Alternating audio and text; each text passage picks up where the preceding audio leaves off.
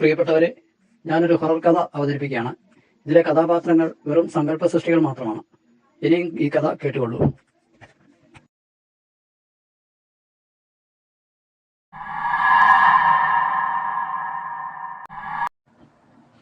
തുർക്കിയിലെ ദലമാൻ ഇന്റർനാഷണൽ എയർപോർട്ടിൽ ലാൻഡ് ചെയ്യുന്ന ടർക്കിഷ് ഫ്ലൈറ്റ്.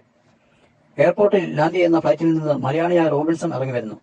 കേരളത്തിൽ നിന്നും യാത്ര തിരിച്ച റോബിൻസൺ തുർക്കിയിലെ സാഗ്രോസ് മലനിരകളെ പറ്റിയും അവിടെയുള്ള പാറക്കെട്ടുകളെ കുറിച്ചുള്ള ഒരു പുരാവസ്തു ഗവേഷണത്തിനായാണ് ഇവിടെ എത്തുന്നത്.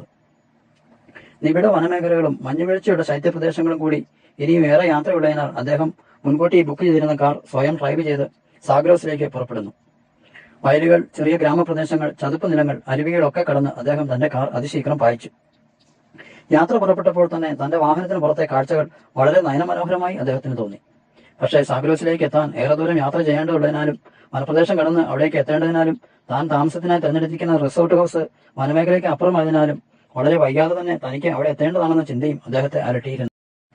പടിഞ്ഞാറ് അസ്തമയ സൂര്യൻ തന്റെ അന്നത്തെ ജോലി അവസാനിപ്പിച്ച് മടങ്ങുന്നതിനായി തയ്യാറെടുക്കുകയായിരുന്നു. ഗ്രാമങ്ങളും വളവുകളും തിരിവുകളും പിന്നിട്ട അദ്ദേഹത്തിന്റെ വാഹനം വനമേഖലയിലേക്ക് അതിദ്രുതം പ്രവേശിച്ചു. വനത്തിനുള്ളിലേക്ക് പ്രവേശിച്ചപ്പോഴേക്കും ഇരുട്ടി വ്യാപിച്ചു തുടങ്ങിയിരുന്നു. അതിനാൽ അദ്ദേഹം തന്റെ വാഹനത്തിന്റെ ഹെഡ്ലൈറ്റ് ഓണാക്കി. അദ്ദേഹത്തിന്റെ കാർ ആ ഇരുട്ടിനെ കീറി മുറിച്ചുകൊണ്ട് മുന്നോട്ട് പാഞ്ഞുകൊണ്ടിരുന്നു. വനത്തിനുള്ളിലെ ചെറിയ വളവുകളാൽ നിറഞ്ഞ റോഡിലൂടെ കാർ കുതിച്ചു പാഞ്ഞുകൊണ്ടിരുന്നു. എന്നാൽ പെട്ടെന്ന് എത്തിയ മഴ അദ്ദേഹത്തിന്റെ വാഹനത്തിന്റെ മുന്നോട്ടുള്ള പ്രയാണത്തിന് തടസ്സം സൃഷ്ടിച്ചുകൊണ്ടിരുന്നു. ആർത്തലച്ചെത്തിയ മഴ മൂലമുള്ള മഴത്തുള്ളികൾ മുൻവശം കാണാൻ കഴിയാത്ത വിധം കാറിന്റെ ഫ്രണ്ട് ഗ്ലാസിലേക്ക് വീശിയടിച്ചു തുടങ്ങിയപ്പോൾ അദ്ദേഹം തന്റെ വാഹനത്തിന്റെ വൈപ്പർ ഓൺ ചെയ്തു. വൈപ്പർ ഗ്ലാസിൽ നിന്നും മഴത്തുള്ളിയുടെ ദൂരേക്ക് തൂത്തെറിഞ്ഞുകൊണ്ടിരുന്നു. മഴയുടെ ആരവവും കാറ്റിന്റെ സീൽക്കാരവും നിറഞ്ഞ ആ വിജനമായ വഴിയിൽ കാറ്റിന്റെ ശക്തി മൂലം ആടി ഉലയുന്ന മരങ്ങൾ വീണ് റോഡിൽ തടസ്സം ഉണ്ടായേക്കുമോ എന്ന് അദ്ദേഹം ഭയപ്പെട്ടു.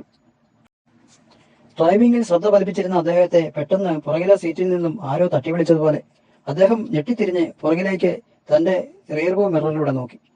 ആരെയും കാണാത്തതിനാൽ അദ്ദേഹത്തിന്റെ കാർ പെട്ടെന്ന് ബ്രേക്കിൽ അമരുകയും അദ്ദേഹം യാന്ത്രികമായി പുറകിലേക്ക് തലതിരിച്ച് നോക്കുകയും ചെയ്തു.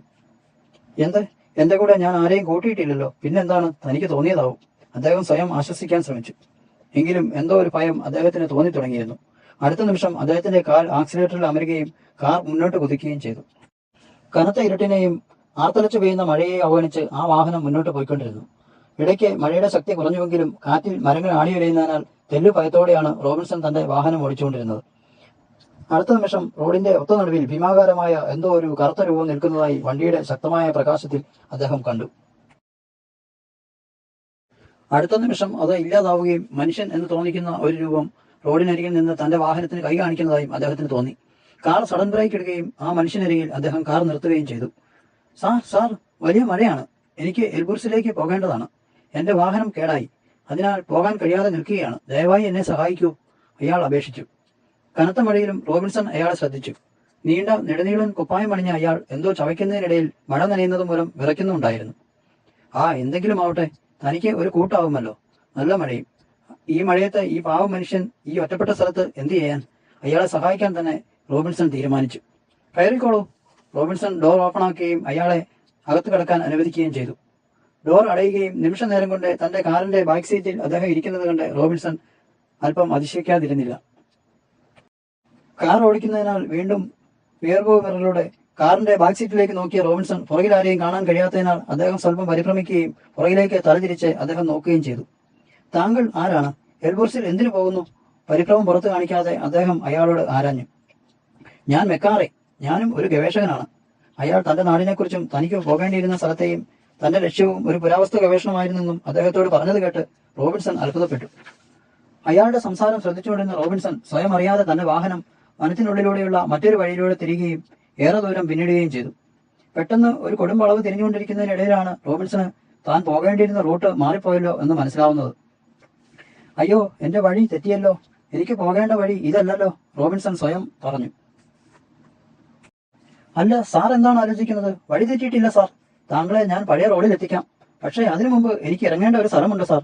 എനിക്ക് കുന്നുകയറി അപ്പുറത്തെ കാണുന്ന ആ പള്ളിയുടെ സമീപമാണ് ഇറങ്ങേണ്ടത്. പെട്ടെന്ന് പുറകിൽ നിന്നുള്ള ശബ്ദം അദ്ദേഹത്തെ ചിന്തയിൽ നിന്ന് ഉണർത്തി. അപ്പോൾ ആ വാഹനം ഒരു കുന്നു കയറാൻ തുടങ്ങുകയായിരുന്നു. ശരി, ഓക്കെ, സ്ഥലമാകുമ്പോൾ താങ്കൾ പറഞ്ഞുകൊള്ളൂ, അദ്ദേഹം മറുപടിയായി പറഞ്ഞു. മൊട്ടക്കുന്നുകൾക്കിടയിലൂടെ ഉരുളും കല്ലുകളും മുൾപ്പറപ്പുകളും നിറഞ്ഞ വഴിയിലൂടെയുള്ള യാത്ര ഏറെ ക്ലേശകരമായിരുന്നുവെങ്കിലും അയാളെ അവിടെ എത്തിച്ചിട്ടാവാം തന്റെ യാത്ര എന്ന് അദ്ദേഹം മനസ്സിൽ കരുതി. സാർ സൂക്ഷിച്ച് സൂക്ഷിച്ച്, ഇത് കാട്ടുപന്നികൾ നിറഞ്ഞ വഴിയാണ്, ചിലതരം ക്ഷുദ്രജീവികളും ഉള്ളതാണ്. അയാൾ പറയുന്നതിനിടയിൽ ഒരു വലിയ കടവാവൽ കാറിന്റെ ഡോറിൽ ചിറകടിച്ച് എങ്ങോട്ടോ മറയുകയും ഒരു നരിച്ചീറിനെ പോലെ എന്തോ ഒന്ന് ഫ്രണ്ട് ഗ്ലാസിന് സമീപം വന്ന് അള്ളിപ്പിടിച്ച് തൂങ്ങിയാടുകയും ചെയ്തു. ഹോ, എന്താ ഇത്? ഒരു നിമിഷം പതറിപ്പോയ റോബിൻസൺ പക്ഷേ തന്റെ വാഹനത്തിന്റെ നിയന്ത്രണം നഷ്ടമായില്ല. സാർ, ദാ അത് കണ്ടോ? തന്റെ കൈ ചൂണ്ടി അയാൾ പറഞ്ഞു. അവിടെയാണ് എനിക്ക് ഇറങ്ങേണ്ടുന്നത്. സമീപമുള്ള ഒരു പള്ളിക്ക് സമീപമുള്ള സെമിത്തേരിക്ക് നേരെയാണ് അയാൾ വിരൽ ചൂണ്ടിയിരുന്നത്. സെമിത്തേരിക്ക് സമീപം ഒരു ഇടിഞ്ഞു പൊളിഞ്ഞ പഴയ പള്ളിയും റോബിൻസൺ ശ്രദ്ധിച്ചു. ദാ എന്റെ താമസം ഇവിടെയാണ്, ഞാൻ ഇവിടെ ഇറങ്ങിക്കൊള്ളാം, അയാൾ പറഞ്ഞു. എന്ത്? ഈ കാട്ടുപ്രദേശത്ത് ഈ സെമിത്തേരിക്ക് സമീപം എങ്ങനെ താങ്കൾ? ആശ്ചര്യഭരിതനായ റോബിൻസൺ തന്റെ ശബ്ദം മുഴുവിപ്പിക്കാനായില്ല. ആ ശരി സാർ, ഇവിടെ നിന്നും ദാ ആ കാണുന്ന വഴിയിലൂടെ പോയിക്കോളൂ. താങ്കൾക്ക് ഇനിയും ഈ റോഡിലൂടെ 500 മീറ്റർ സഞ്ചരിച്ചാൽ താങ്കളുടെ ലക്ഷ്യത്തിലെത്താനാവും. ഞാൻ മെക്കാറെ, താങ്കൾ പൊയ്ക്കൊള്ളൂ, വളരെ നന്ദി. വാഹനത്തിൽ പുറത്തിറങ്ങിയ അയാൾ ഇരുട്ടിലേക്ക് മറയുന്നതിനിടയിൽ അദ്ദേഹത്തോടായി പറഞ്ഞു. അപ്പോഴേക്കും മഴ ശമിച്ചിരുന്നു. റോബിൻസൺ തന്റെ കാർ മെക്കാറെ കാണിച്ചു കൊടുത്ത പുതിയ വഴിയിലേക്ക് കാർ തിരിച്ചു. ഏറെ ബുദ്ധിമുട്ടിയാണെങ്കിലും അദ്ദേഹത്തിന് തന്റെ വാഹനത്തിന്റെ ദിശ മനസ്സിലാക്കുവാൻ കഴിഞ്ഞു. റോബിൻസൺ തന്റെ റിസോർട്ട് ഹൗസിൽ എത്തിയപ്പോഴേക്കും നേരം പാതിരായുടെ അടുത്തിരുന്നു. അദ്ദേഹത്തെ ഏറെ നേരമായി പ്രതീക്ഷിച്ചുകൊണ്ടിരുന്ന റിസോർട്ട് ജീവനക്കാർ അക്ഷമരായിരുന്നു. സാർ പുറപ്പെട്ടിട്ട് ഏറെ നേരം ആയല്ലോ, എന്താണ് സാർ താമസിച്ചത്? അവർ അദ്ദേഹത്തെ സന്തോഷപൂർവ്വം സ്വാഗതം ചെയ്യുന്നതിനിടയിൽ ചോദിച്ചു. അത് ഒരാൾ വനപ്രദേശത്ത് വെച്ച് എന്റെ വാഹനത്തിൽ കയറി. വളരെ ദൂരം എനിക്ക് അദ്ദേഹത്തിന്റെ ഒപ്പം പോകേണ്ടി വന്നു. റോബിൻസൺ ഉണ്ടായ കാര്യങ്ങളെല്ലാം അവരോട് വിവരിച്ചു. റിസോർട്ട് ഉടമയും ജീവനക്കാരും പരസ്പരം നോക്കി. സാർ, താങ്കൾ ഒരു വലിയ അപകടത്തിൽ നിന്നാണ് രക്ഷപ്പെട്ടത്. ഒരുപക്ഷെ ഇവിടെ നേരത്തെ എത്താനുള്ള ധൃതിയിൽ വാഹനം ഓടിച്ച താങ്കൾക്ക് വഴി തെറ്റിയതാവാം ആ വഴിയിൽ താങ്കളുടെ വാഹനം എത്താനുള്ള കാരണം.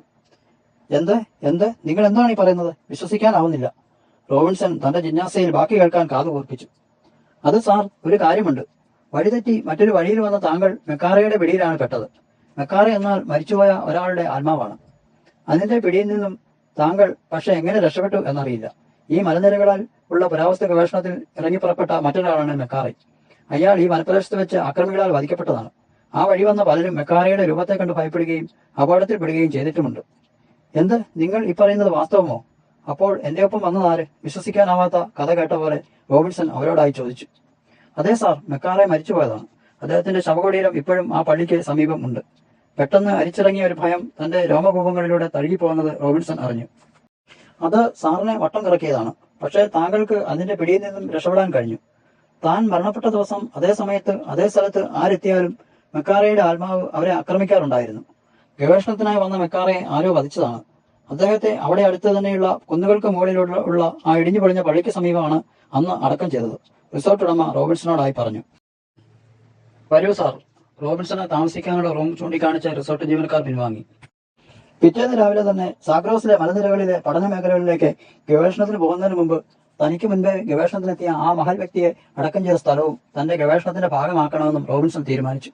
മറ്റൊന്നും സംഭവിച്ചിട്ടില്ലാത്തതുപോലെ ശാന്തമായ പ്രകൃതിയിൽ ആദിത്യ കിരണങ്ങൾ പുതിയ തളിരുകൾ വിരിയിച്ച് പുതിയ പ്രതീക്ഷകൾ നാമെടുത്ത ഒരു സുദിനത്തിൽ പുരാവസ്തു ഗവേഷണത്തിനായി സാഗ്രോസ് മലനിരകളിലേക്ക് റോബിൻസൺ തന്റെ പ്രയാണം ആരംഭിച്ചു.